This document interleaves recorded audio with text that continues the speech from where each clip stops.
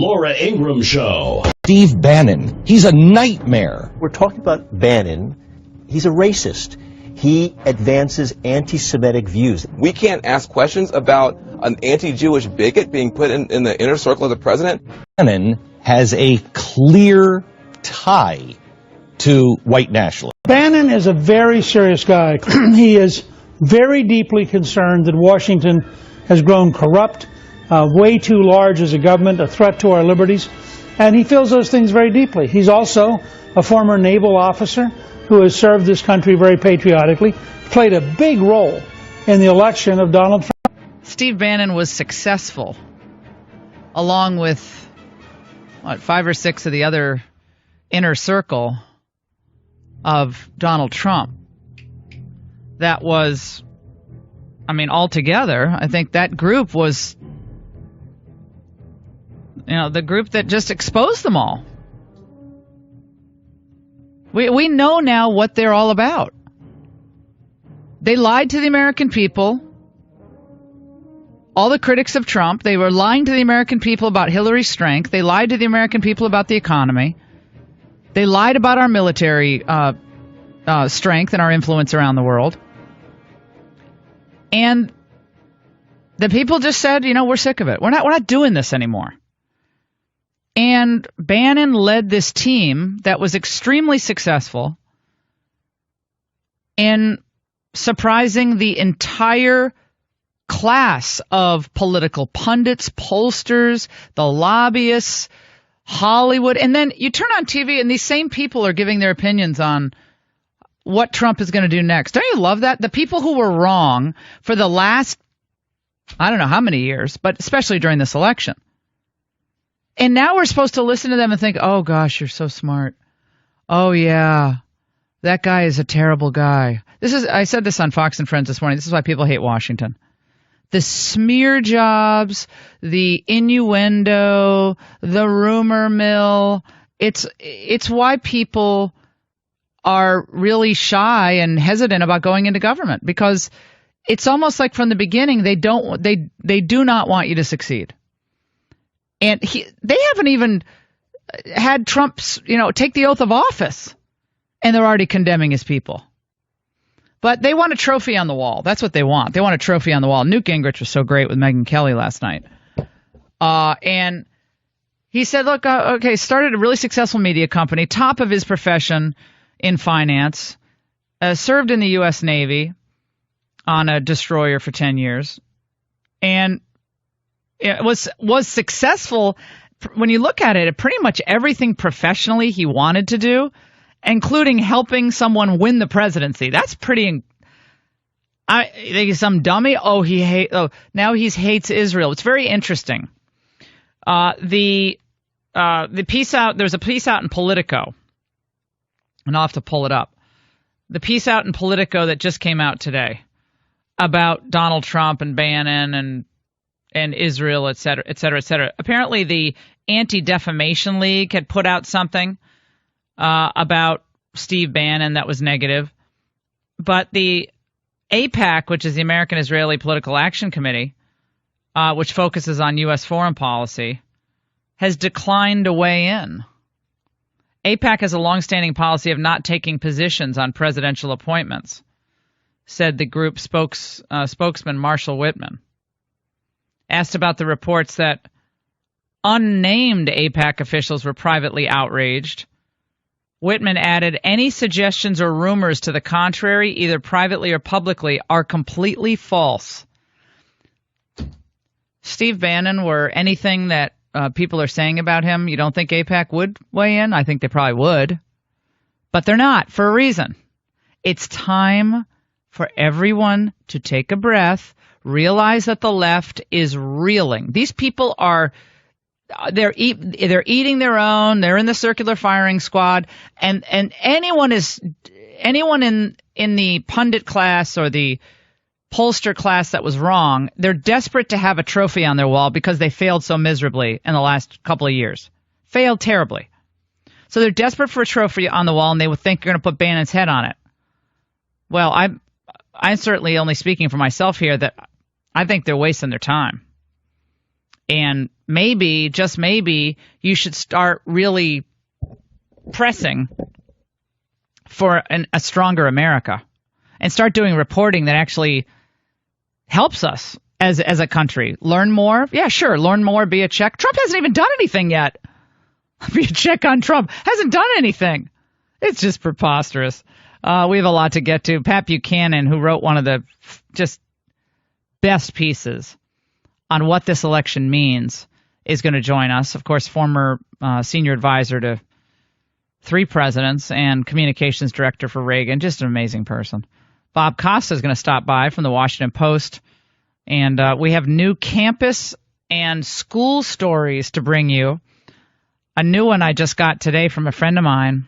Oh, these schools, it's sad. I mean, it's sad because now you can't send your kid to school just to learn. Your kid has to be coddled, and the kid has to know that if you lose in politics and you're a liberal, it's essentially an affront to all people. Are they bringing in the therapy dogs? Listen to this. Apparently there's a school, and I guess this is a Catholic college. We'll get into this a little bit more later, where a professor named Robert Garaci, religious studies. Do you know what school this is, Drew? Manhattan College. Last night he went on a rant before the entire class about Trump and all those who support him. He called Reince Priebus a Nazi in a rant to his class. And another class, which was a calculus class at this, quote, Catholic college, $60,000 a year tuition. A student was kicked out of class for defending Trump. The teacher spent calculus class attacking Trump instead of teaching calculus. He's now going to have to transfer to another school because it's gotten so bad. He's very smart and a good student. He got he gave my social media director a 0 on a midterm. So another person got a 0 on a midterm because, I mean, again, we'll have to check all these details out, but for supporting Donald Trump, that wouldn't surprise me. This is how bad it gets. Liberal arts is just liberal. But it's not liberal in the true meaning of the word liberal because they don't really want freedom of thought or freedom of expression. They want a monolithic and uniform approach to all major issues. They don't want a debate. That's why Hillary didn't really want any substantive debates. It was always about how Trump was a bad person. Trump was mean, he was a bad person, and I think the reports we're seeing now from what Bill Clinton was doing, he's smart, and he understood, I think, more than anyone where this election was going because he won, of course, 2 times as someone who appealed to that more Southern tradition. As a Democrat, he appealed to a lot of Southerners. And he knew that if people thought that Hillary thought they was deplorable or irredeemable or that, people weren't going to vote for that. They didn't want to vote for that. And Bill Clinton had to understand that at some point. He looked miserable on election night. Oh, God. And the day after, he looked miserable. Yeah, so we have religious studies professors now taking it out on students. And I guess, are they going to spend the entire year just trashing Trump at universities? I mean, some of them, it looks like there's not going to be a week that goes by on a college campus where someone doesn't claim offense at something Trump did or said and then who demands some special accommodation for having been offended.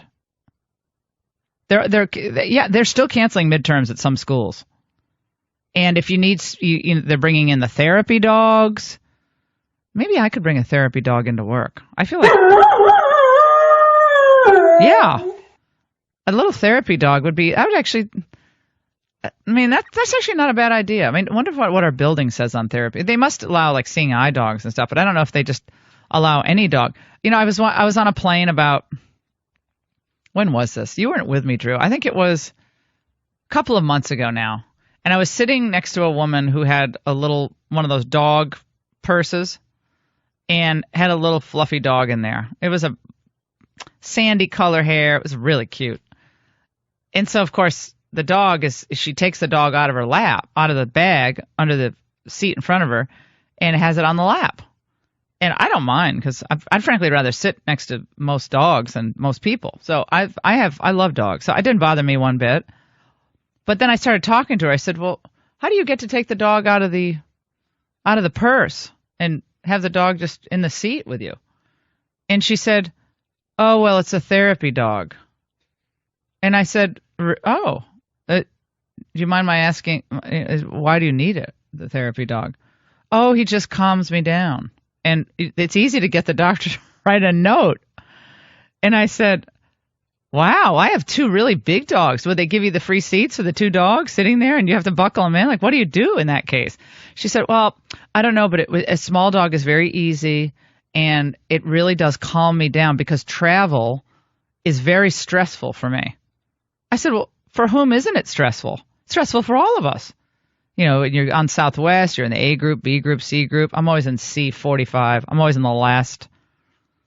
But she went on and on about how it's easy to have the therapy dog. I guess that, so we're a nation, and she was perfectly nice. And I held the dog when she went to the bathroom, because she wouldn't want to bring the dog into the bathroom with her. So I held the dog, and I had a good time. It actually calmed me down. So maybe I just have to travel with people who have therapy dogs. But the thing about this is that we have become a nation in raising kids who are coddled to such an extent that I think a lot of these poor kids are going to crumble when they get in the real world. We wrote a piece, one of our, I think, top performing pieces on Life Set was called Coddled Kids Crumble. Because the kids don't know what the real world is like because they're so used to this cocoon of college campuses where their feelings are being shared constantly and they're in their safe space, and anytime someone hurts your feelings, it's a microaggression, and then they say something really bad and it's a macroaggression. But you get to the workplace, you start saying I need a therapy dog and microaggression, safe space, and it's like, okay, well, I'm sure there's another place down the street that can accommodate this, but I just don't have time for it. We got to make our numbers. So it's not good. It's not good for the kids. But you know what it especially exposes? All of this, the Bannon attacks, it exposes their weakness. And it exposes their vulnerability, their weakness, and ultimately their failed approach to politics. You failed, and the only thing you learned from that is the smear campaign against Steve Bannon. That's what you've learned? That's the big left-wing push now. Shut down Trump Tower. Bring Katy Perry over to sing. And tell Bon Jovi we need a tweet. And that's it? That's all you've learned? How about learn to love the country more? How about learn to love growth, economic growth more, and actually maybe do things that spur growth instead of stymie growth? Maybe learn about how Americans themselves would like to have their dreams fulfilled, not just people who are here illegally. But they learn nothing. So far, they've learned nothing. Is Keith Ellison sworn in yet as DNC chair? We don't know. By the way, I've been seeing my name and face all over TV on this press secretary thing, and it's almost like it's a reality show playing around me.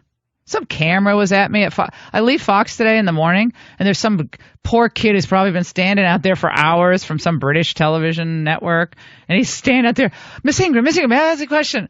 And I just stopped and I said, you don't have to just ask me a question. It's okay. It's all right. You don't have to.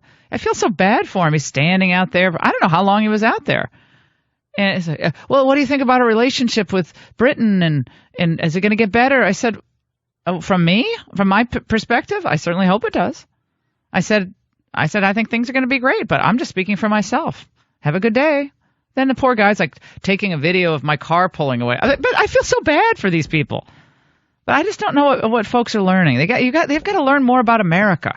Get out of the cities, go talk to the actual people, learn more about the country. Obama is holding his last. This is going to be a series of lasts. He's holding his last overseas press conference with the Greek prime minister right now.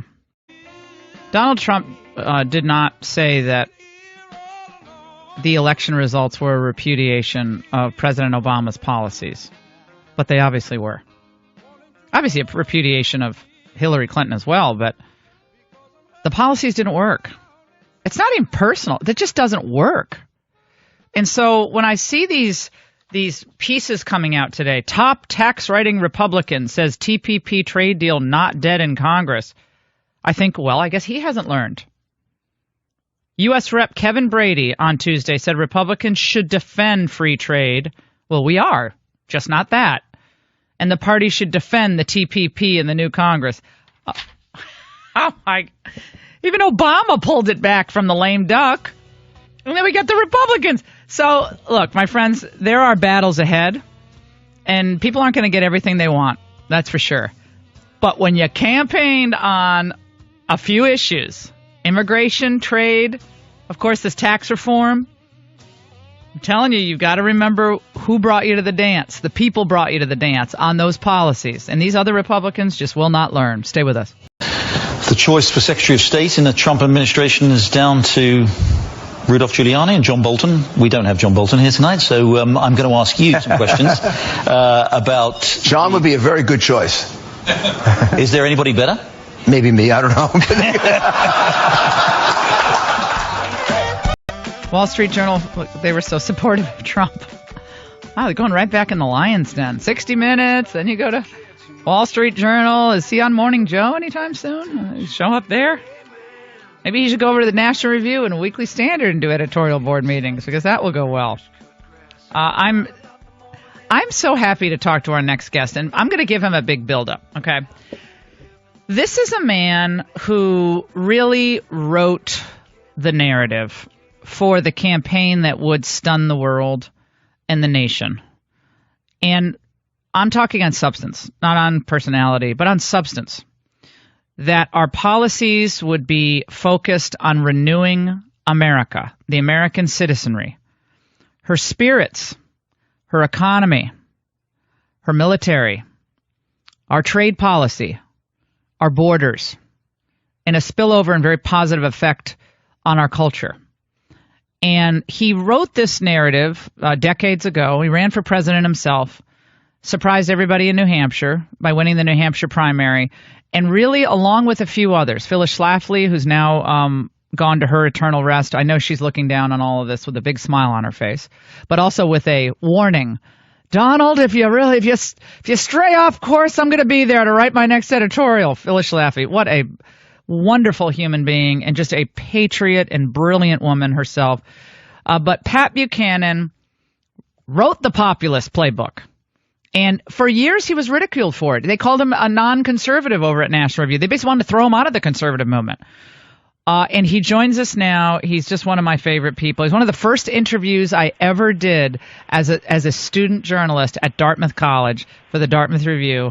And I'll still remember with my knee socks, and I literally had knee socks and wide whale corduroy skirt on that was embarrassing, in his living room with Dinesh D'Souza and I think Keeney Jones and myself. I was a freshman at Dartmouth, and I interviewed Pat Buchanan at his beautiful home in Virginia, and I was starstruck back then, and I still am all those years forward. Pat, how are you?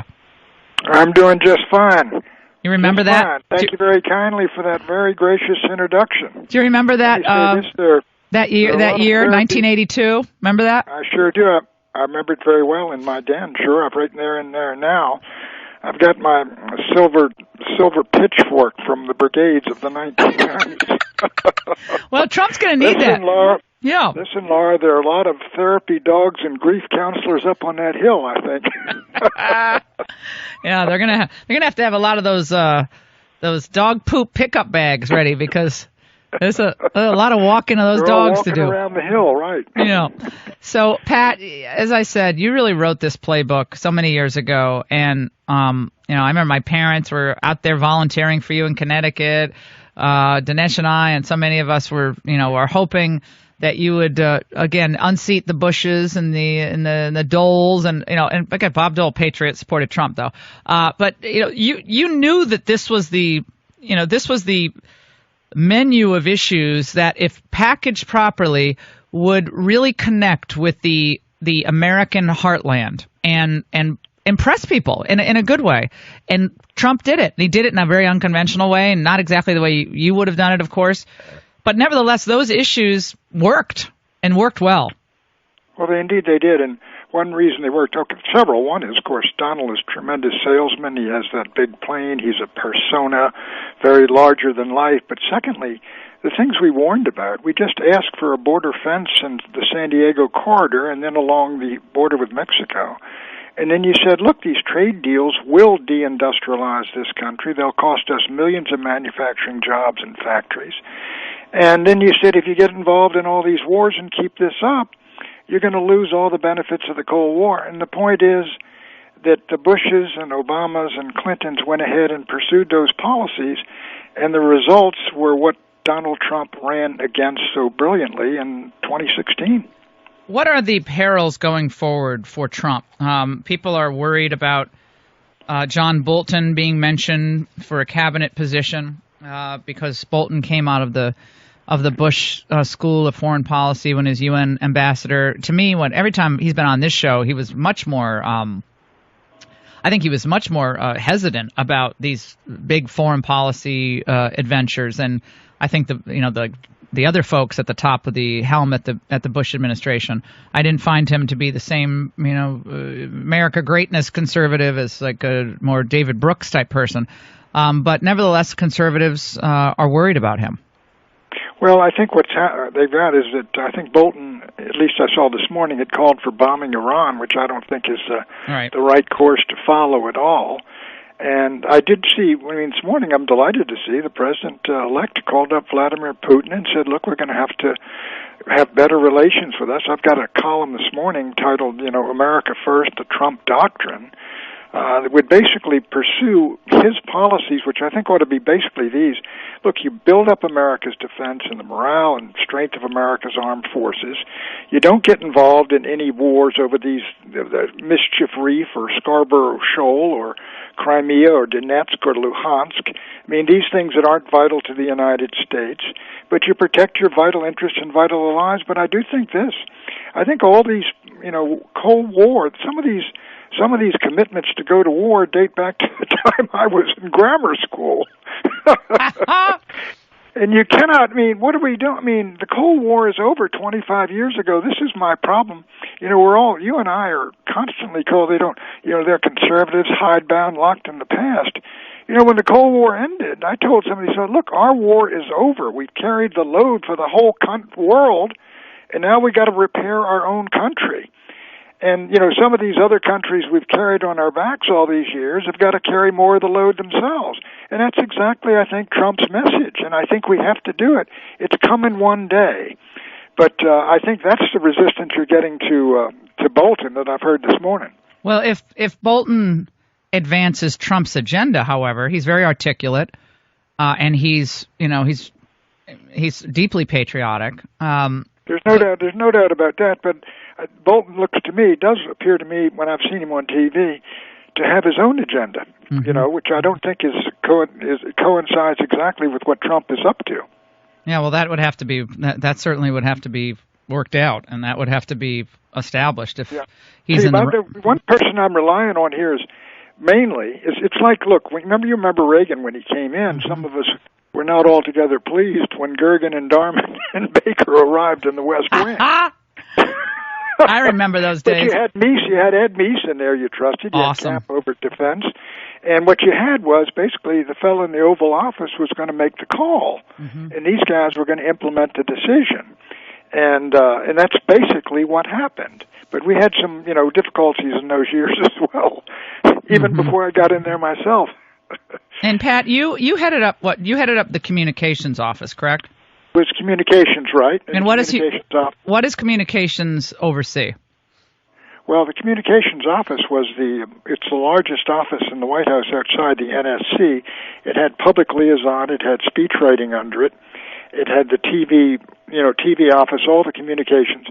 And I was sort of director of a lot, the policy, the putting together the communications policy. Say, if you're going to get contra aid, Ollie North and I would head this group, and you would set up the speeches, the op-eds, all the other things, get the speech written for the president just before the vote came, on all of these issues. But it's, when you're in the White House, let me say this, Laura, you can carve out a position. Like when I've just finished my book on Nixon's White House. Oh, I can't wait to read and that. I was the sole conservative in there, and I had blinds to Richard Nixon from 3 years before.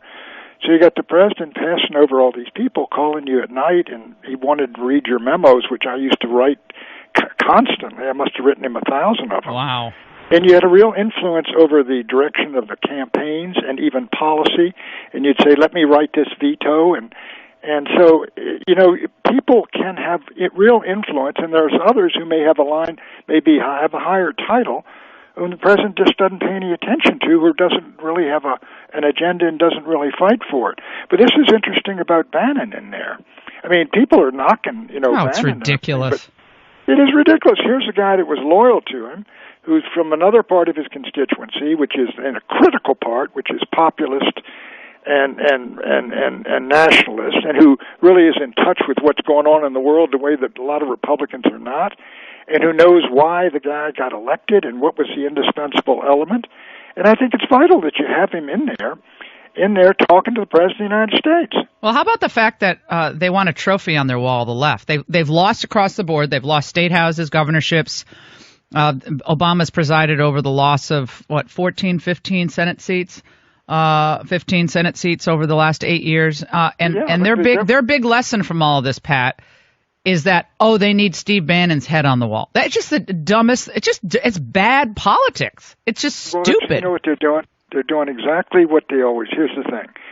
Somebody got elected whom they said was a disaster, a horrible thing for America. It's the end of the republic. As soon as he's elected, they said, now you have to give us reassurances. Right. In all your appointments, you have to come back basically to adopt the positions and the people whom you've just repudiated and rejected. Otherwise, the crying rooms will not close. Well, I'm hoping that given Trump's demeanor and his own focus on this populist agenda, when people were trying during the campaign to get him to back off from it, he didn't. Never backed off from it. Not only it's the right. It's in my judgment. He's taken the correct position. He's analyzed things instinctively correctly. He's got people that support that agenda, people that are dependent on Democrats support it. Implement that agenda, and even the iron is never going to be hotter than it's going to be on his first day in office. And so that's why I really believe he ought to, as Churchill said, action this day from day one. This is what Glenn Beck said about Steve Bannon yesterday. Let's listen. Steve Bannon, he's a nightmare. Bannon has a clear tie to white nationalists. He goes on to say he's anti-Semitic. I mean, we could have played a whole rant from Glenn. What does he think the guy's going to do? I mean, he's going to lead the fight to repeal the Civil Rights Act of '64? What do they think these folks are going to do? He's in the White House.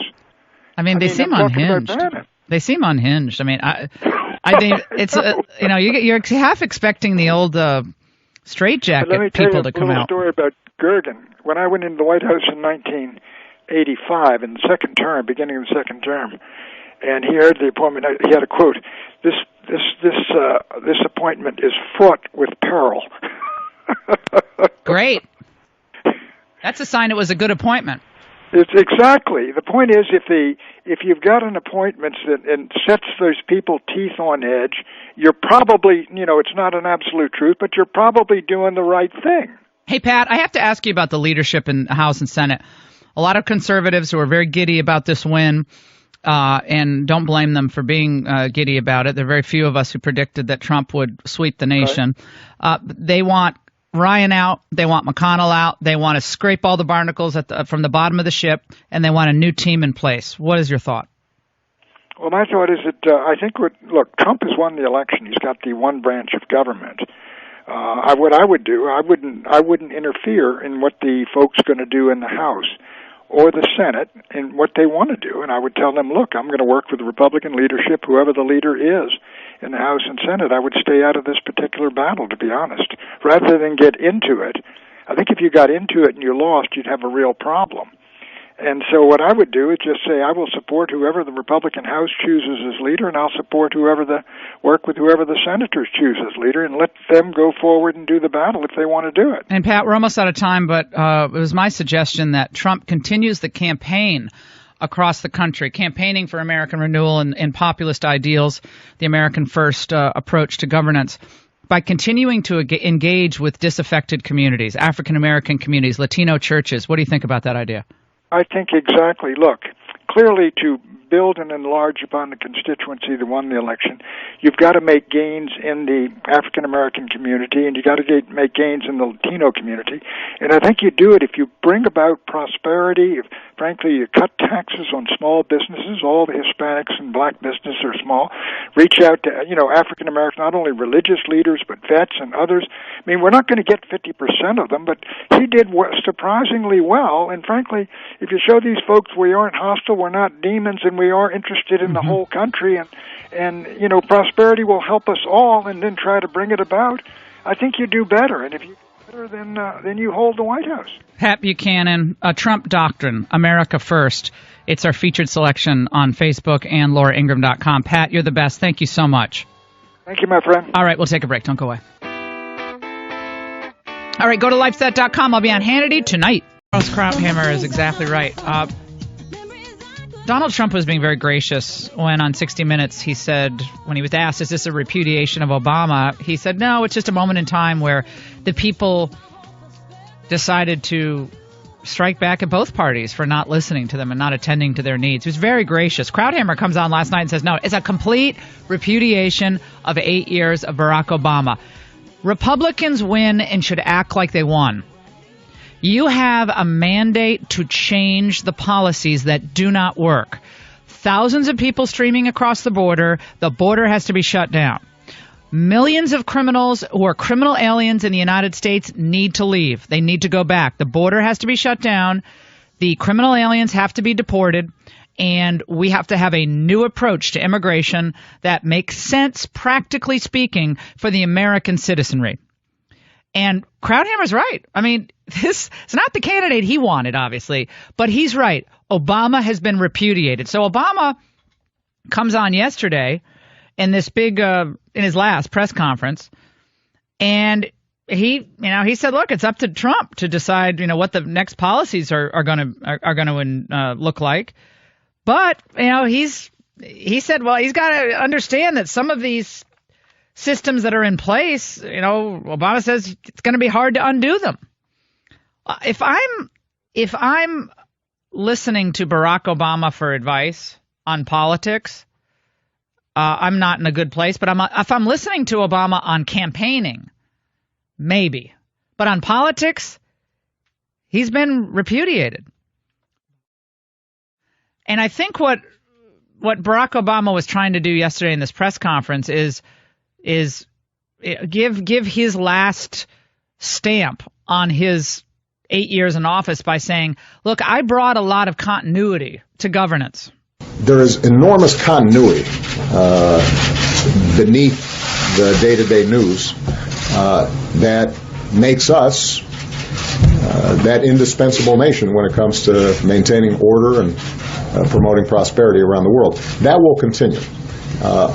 In my conversation with the President-elect, he expressed a great interest in maintaining our core strategic relationships. And so one of the messages I will be able to deliver is his commitment to NATO and the transatlantic alliance.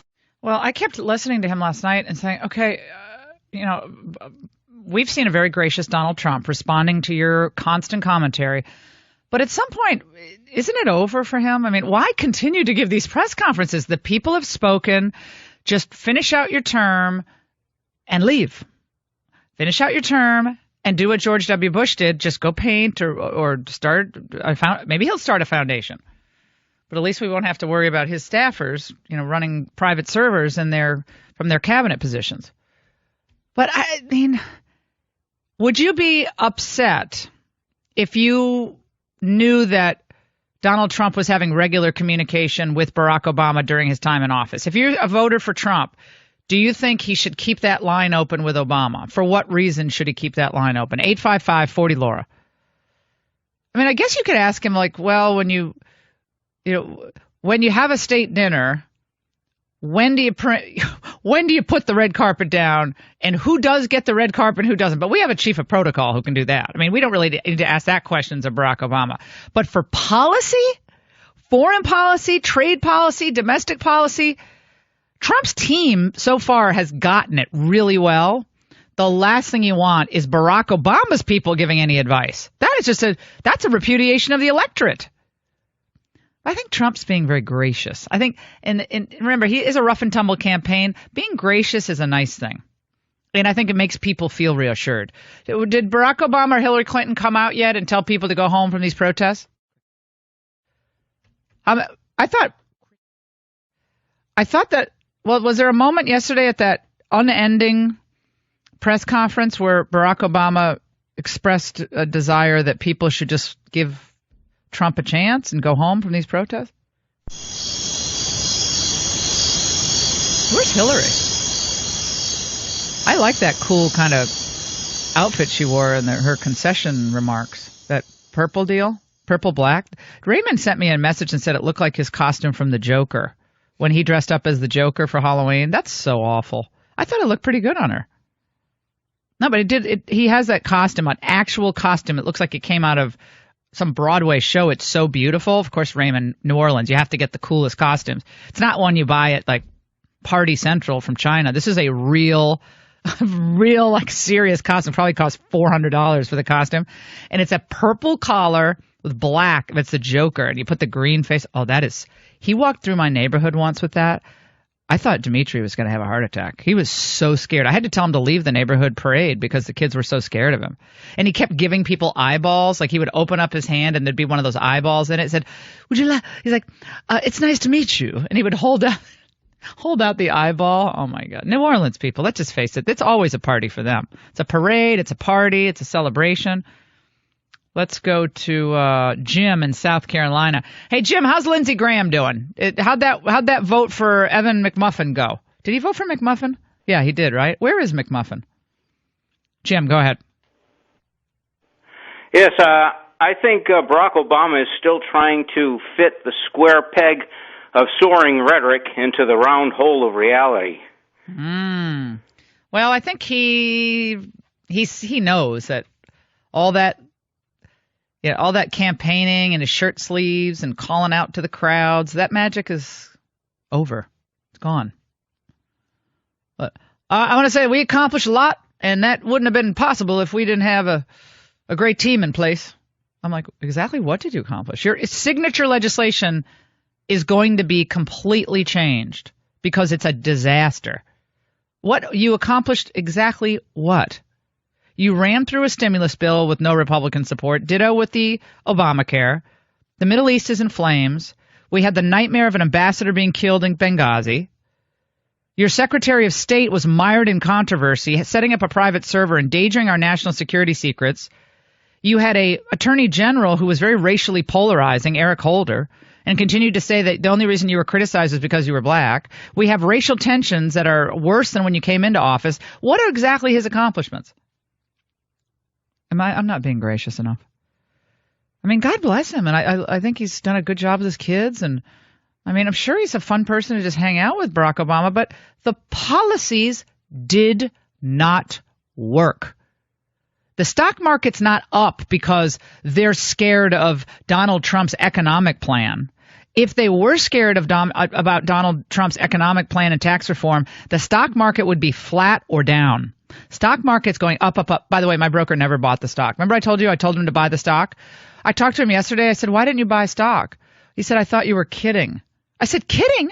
What part of buy in a text that I sent you was confusing?" He said, "Well, I just thought you were caught up in the moment." I said, "Well, you'll be caught up with no fees that you're going to get this year because I've lost all that money that I didn't buy stocks." I can't win in stock market. I should just stay out of it. I'm just going to get my money and put it in a mattress. Because it doesn't matter what I do. If I'm right, it's not implemented, and most of the time I'm wrong. So I've just got to get out of that whole. I'm just not made for the money deal. It's not my forte. Let's go to Joe in Iowa. Joe, we got a lot of great pieces up on LifeSet, by the way. Sanctuary cities. Uh-oh. They're in the crosshairs. Joey, go ahead.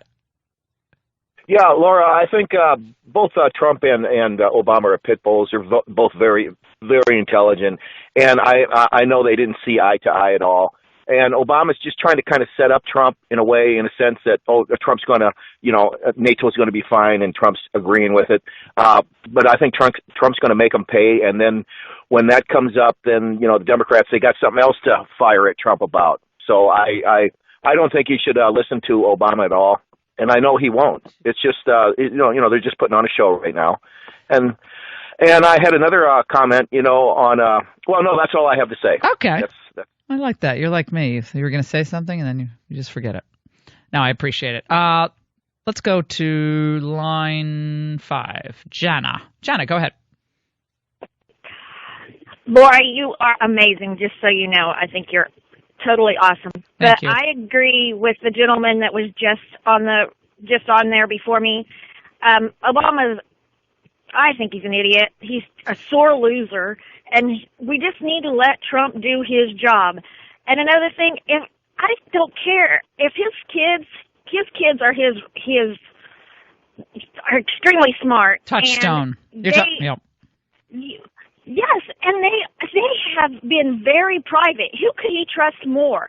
And my gosh, they're not going to give away our military secrets like Clinton did. Mm-hmm. I mean, my gosh, I just think that he should stick with what works for him, and his kids work for him. And I don't think that there's anybody he can trust more, and I trust them. I think Ivanka Trump is one of the smartest women in this country. Hey, I appreciate those comments. Thank you so much for calling in and listening to the Laura Ingraham Show. 855-40-LAURA. We have a lot to get to. Remember, on LifeSet, Obama can't help but campaign for himself. He was campaigning for himself yesterday, for his legacy, and he just can't help himself. He's out there now with the Greek prime minister. We're going to bring you the sound from that when we come back. He's still – now, does he want to be a pundit? Does he want to take my place at Fox News?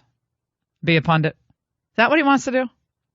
I'd love to debate him. Oh, I would. There's a, they wouldn't have to pay me to debate Barack Obama.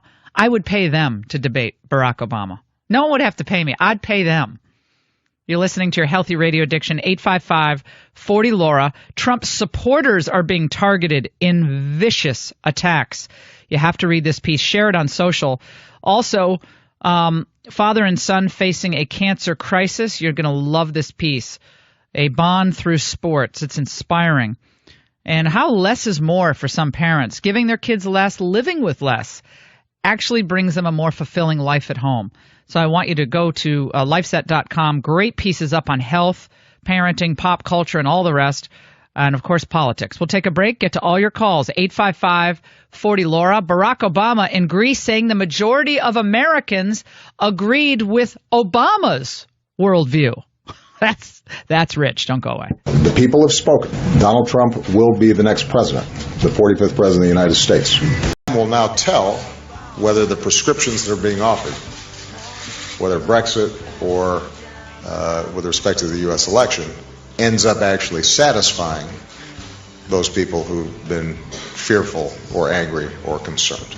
And I think that's going to be an interesting test, because I think I can make a pretty strong argument that the policies we put forward were the right ones, that we've grown faster than just about any advanced economy. The country is indisputably better off, and those folks who voted for the president-elect are better off than they were when I came into office.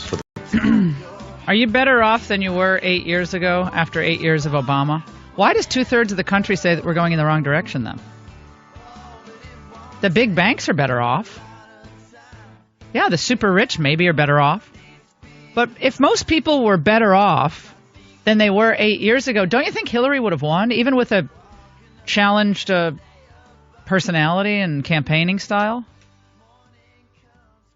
Don't you think they would have worked out differently? But Obama's amazing. He keeps campaigning for himself. I've never seen anything like it. Never in politics. And I think Trump watches this and is taking it all in. And if I'm in his shoes and I see the left galvanized against someone like Steve Bannon, I say to myself, I'm doing the right thing. And this is where you start doing more events. The media has to cover the events, right? Media has to cover the events. If I'm Trump, I'm continuing to campaign. He has obviously big decisions to make and a lot of work to do, but I'd continue to campaign. That's what Pat Buchanan said. Continue to reach out to those who have been hurt most through globalization, the offshoring of American wealth, people who don't believe you and don't believe in you. Continue to reach out to them. And when you're successful at what you're doing, more people will see it, and you'll build up a reservoir of goodwill. I don't think a lot of the protesters are building up a lot of goodwill right now. And I don't think the teachers who are penalizing students are building up any goodwill or credibility. I think they all look smaller at a time where the nation needs big thinking and really bold ideas and action. We don't need small thinkers. We need big thinkers. Let's go to John in Montana on line 1. John, go ahead, my friend. Hello, Laura.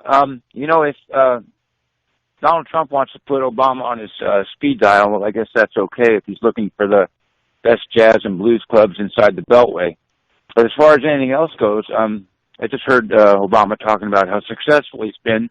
If his goal was to put us on the highway to hell, then he's done that. Seems like Jimmy Carter was his mentor, and he's accomplished one thing. He is the student is now the teacher, because Jimmy Carter was ineffective, but Obama took the few stable governments that we had in the Mideast and through the Arab Spring, destabilized all but one of them, Iran. Well, and Iran's more powerful. Iran's more powerful after the Iran deal. All right, let's go to let's go to Cindy in Oklahoma. Cindy. Hi, Laura. How are you? I just wanted to say, do you hear me? I got you, girl. Hello? Gotcha. Okay, go I'm ahead. Sorry.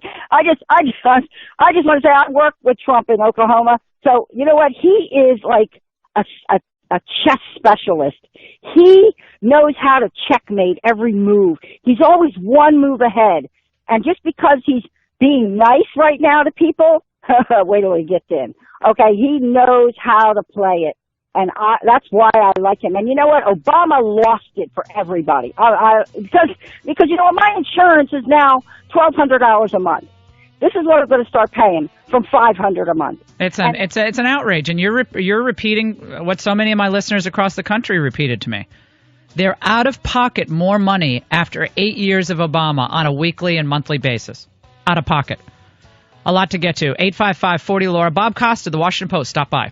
You see a Donald Trump and a Bernie Sanders, very unconventional candidates, have considerable success, then obviously there's something there that's being tapped into. A suspicion of globalization, a desire to rein in its excesses, a suspicion of elites and governing institutions that people feel may not be responsive to their immediate needs, and that sometimes gets wrapped up in issues of ethnic identity or religious identity or cultural identity, and that can be a volatile mix. You know, once you start yawning, and then it turns into you try to keep it in, hold in the yawn, and then it just gets worse and worse, and you just. Well, I do this. You know, when you wake up in the morning. If you stretch, you do like a cat stretch. My kids and I call it, all right, do your cat stretch. And they stretch out like a cat. Well, when I hear Obama speaking about his record or legacy, I just get a little tired, a little bit. There's a troubling strain in your rhetoric, sir. It's troubling in that it doesn't address the unrest in the streets, at schools, the anxiety. Is it true that there was a big van of therapy dogs that actually was brought into Brooklyn at the Hillary campaign headquarters when they were shutting down the computers and folding the chairs and closing up shop? But there was this big van of dogs that got out. And they're the dog sounds very unhappy there, James. We actually have dogs that sound good, but the therapy dogs are being dispatched. Everyone should just take a breath. It's going to be fine. You'll be okay. It will work out. It's going to work out better than it has in the last 8 years. It is amazing to think 8 years after Obama was sworn into office, and he had that great soaring rhetoric and the hope poster and yes, we can. And we need to add a word to the end. Yes, we can divide. Yes, we can foment. Yes, we can shrink. Yes, we can see the rise of China. Yes, we can see an emboldened Russia. Yes, we can see, it goes on and on. Joining us now, I'm so happy he's with us. One of my favorites. I have a great photo of Bob and myself from the convention. I don't even know if I ever sent it to him. Bob Costa from the Washington Post. Please Bob, send it. Please send it. Did I not send it to you? I wanna have it for my desk. Okay, good. Well, it's actually we both look pretty good in it. I have to say, we're both smiling, and at least we're pretending. You make me look better. Yeah, pretending like we're having fun. So Costa, tell us what's happening with this Obama swan song. He now gave the kind of did he take questions yesterday, or did he just talk at reporters? He took some questions, I guess. And then he's about 6 or 7 questions. Yeah, and then he's over in Greece and meeting with the Greece prime minister, and I'm not sure why that's the priority at the end of the 8 years, but nevertheless, they had a little press conference there. And what's happening with Obama? What is he trying to do here? My reporting tells me that the president is actually working with the president-elect on transition because he's concerned in a sense of if you rattle Trump, if you become an enemy of Trump, it actually may be a detriment to Obama's legacy. And so Obama knows his whole legacy is vulnerable, and Trump's going to roll back the Affordable Care Act. He's going to roll back regulations. But you see the president, and I think much of official Washington, still somewhat in a state of shock. The president's been pretty calm, and the White House has been jarred by the Trump's election. But overall, they are kind of working with Trump and his transition team. So when they're working with them, is it just working on the administrative stuff? Or I think a lot of conservatives here they're going to have each other on speed dial and they get worried. But it is true that new presidents touch back to the small club of the former presidents regularly. I think that happened, no doubt, with Bill Clinton and H.W. Bush. I know that. And that's not all unusual, but I think a lot of people are a little worried about that. As someone who's covered Donald Trump for 2 years, the idea that because he has conversations with President Obama is somehow going to make him a political insider, I think that's pretty dubious. What we're seeing is a populist come into office, and he's called up George H.W. Bush, George W. Bush. He's met with President Obama. And there is something to be said about the presidency being an institution that you need to get your hands around if you get elected to it. And in the past, history has shown us that with Jimmy Carter in 1976, Bill Clinton in 1992, if you reject the advice of others, especially former presidents, you may not have a full idea of the scope of the office. And particularly on foreign policy, I hear the Obama people are being of assistance to Trump, and just to give him an idea of just how far his power extends. When you think about your reporting and how you covered the campaign, do you feel like you missed anything, Bob, that you weren't seeing in the electorate? It is true that most of your colleagues, because I talk to them regularly, they really did think Trump was going to lose significantly. I was getting projections at 6 p.m. on election night of 320 electoral votes for Hillary, and I just burst into laughter. And this is someone who's extremely well-respected Democrat. Extremely well-respected and successful.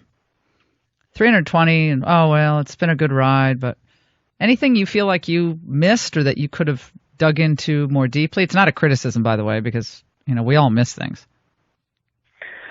Well, the Washington Post, I put Trump on the front page of the Washington Post in February of 2015. I took him seriously months before he even announced his campaign. And it comes back to you're partly involved with this. As someone who's studied the conservative movement as a reporter in the Republican Party since I joined National Review in 2009 and now at the Washington Post, I saw what happened with David Bratt what happened with the rise of Sessions in the Senate and Breitbart, and all this populism that was swirling within the party and the deep frustration with the elected leadership. And I didn't shrug at it. I took it seriously as a political movement, as something that was growing. I didn't know it would lead necessarily to the presidency, but when you connect David Bratt and Eric Cantor, and then you go to the resignation of John Boehner, you go to the rise of certain types of candidates, even like Ben Carson and Donald Trump, you have to start to understand that there is this populism and nationalism that's growing, and it's concurrent with what's happening with the anger at the elected Republicans. So I think you see these cross currents of anger at globalization, anger at elected elites, and that became this force that really elevated someone like Trump, who made many mistakes. There's no doubt about it, but he was with the winds of the time. And I think there are a lot of us who are trying to urge Romney to take on a lot of these issues and take them on boldly, but he just wouldn't do it. I mean, he kind of walked toward the immigration issue, the self-deportation, and he did say some, I think, pretty compelling things about trade, but it wasn't really the tent poles of his campaign. It wasn't what globalization has done. It wasn't really the open borders. He didn't really make that a centerpiece. He was too tied up with the old Wall Street, the old, consultancy firms, and he was surrounded by his minions who were, so tight. They were so tight no one else could get in. And then, Trump comes along and he takes on everyone. I mean, think about it. He defeated the Bushes, the Clintons, the GOP, of course, the Obamas. Soft there. He didn't just defeat. He destroyed two major American political dynasties. It's pretty amazing political feat. What? Well, yeah. I mean, I'm not being kind of this. He put them away, and the press corps is. The press corps, I think, has never been held in lower esteem in the United States of America. I don't know that there's a time where the press corps is viewed as more biased, more in the tank for a particular worldview, and more disdainful from the people. Well, and they felt it. I'm not putting you on the griddle here because I think you play it pretty straight across the board about Trump. But the people have just had it. They just had it with all this. The smear campaigns against now Steve Bannon is really? I mean, that's really the biggest issue facing the country. Steve Bannon is oh, come on. I mean, it's just laughable. Nobody even pays attention to this. Well, I think my guidance has always been two things. You cannot, I have it on my desk, 2 words, assume nothing. Mm-hmm. I think it's always best in the press to not make assumptions about who's going to win or what's proper, what's going to work. And I think that guided me throughout Trump to not assume anything about what he was doing and just cover it. And the other thing is you have to go out and meet people. I spent the last 2 weeks of the campaign in Milwaukee, in the Milwaukee suburbs, in rural Wisconsin, and I saw intensity for Trump unlike I've ever seen. I wrote about it for the Post, and I took a 350-mile road trip across Pennsylvania, spent a lot of time in western Pennsylvania, and I wrote about the intensity I saw for Trump. Now, I didn't know that necessarily those states would totally flip, but there is certainly the possibility, and it's out there if you go see it. This is what Barack Obama, in part, what he said today with the Greek prime minister.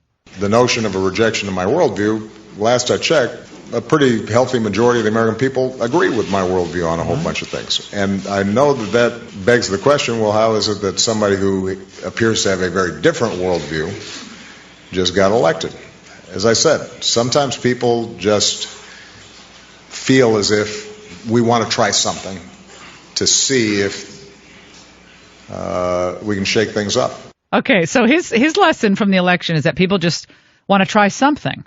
Has nothing to do with the policies. Has nothing to do with whether they worked or not. It's just sometimes it's just a whim. You just want to shake things up. I think that's what we're seeing is a change in this country, not just the usual right-left dynamic. It's this push for radical change, disruption of the whole system. I think that's something Trump's going to have to grapple with because already Congress is getting ready for an aggressive conservative agenda, and that's going to make a lot of people on the right happy. At the same time, Trump wasn't elected purely by conservatives. So it's going to be on trade, does he remain Trump? On other issues, does he remain Trump? I think that's going to be a balance we're going to see in the Priebus and Bannon hire. Can Priebus help usher through some real conservative legislation with Ryan, and then can Bannon kind of keep the heart and soul of the Trump campaign in the White House?